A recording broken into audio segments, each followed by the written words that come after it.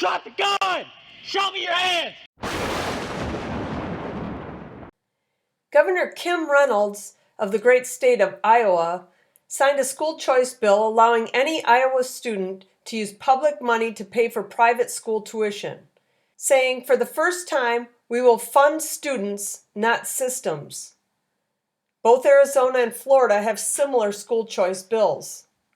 In this bill, a family would receive nearly $7,600 to go to the school of their choice or to teach their children at home.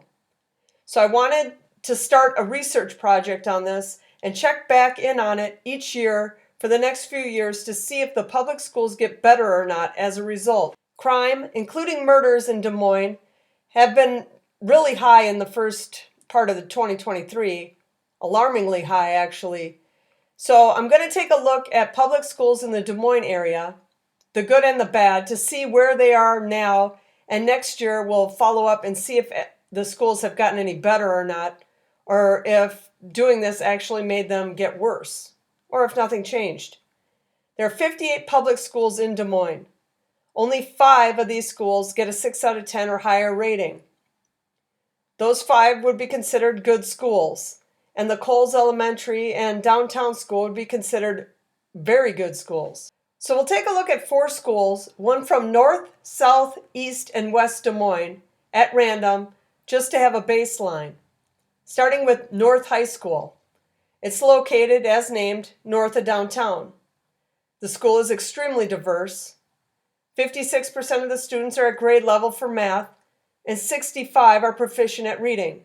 75% of the students graduate, well below the state average. In a city like Chicago, this would be considered the best school in town. East High School, just east of downtown and 2 to 3 miles from North, also gets a 1 out of 10 rating. This school is largely Hispanic and Black, and still, for a public high school in America, has decent numbers. 65% of the students can read at grade level, and 60% are proficient at math. 77% of the students graduate. Lincoln High School is south of downtown, and it gets a 1 out of 10 great schools rating. This school is 47% white and 27% Hispanic. 68% of the students are proficient in math, and 72% can read at grade level, and 85% graduate.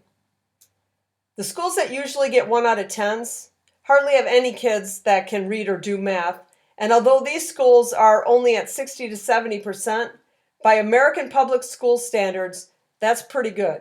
And lastly, Roosevelt High School is west of downtown. And if you saw my video on the hoods of Des Moines, I drove through the city, and it gets worse as you go east. So this school is in one of the better areas of town. This school gets a 2 out of 10 rating. Is 48% white and 25% black. 82% of the students can read at grade level, and 76 are proficient at math, which earned the school a 3 out of 10 for test scores. 86% of the students graduate. So overall, for public schools within a major city's city limits, these schools, although ranked poorly, are actually not that bad. 60% of the students being at grade level would give the school a D if you graded it that way. But from what I've seen of schools, these aren't bad compared to most. But the governor wants the parents to be able to send their kids to the best schools that this state has to offer. And most of those are private schools, which is a positive sign for the state that they are attempting to fix these problems before they get too bad.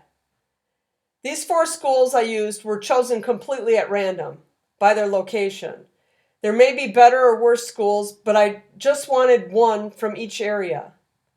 The Great Schools data was updated at the end of 2022, so I'll do another look at these schools once the 2023 numbers are in, and we'll see if the school choice is making public schools up their game a little or not. And we can compare crime rates to see if crime gets better in cities like Des Moines.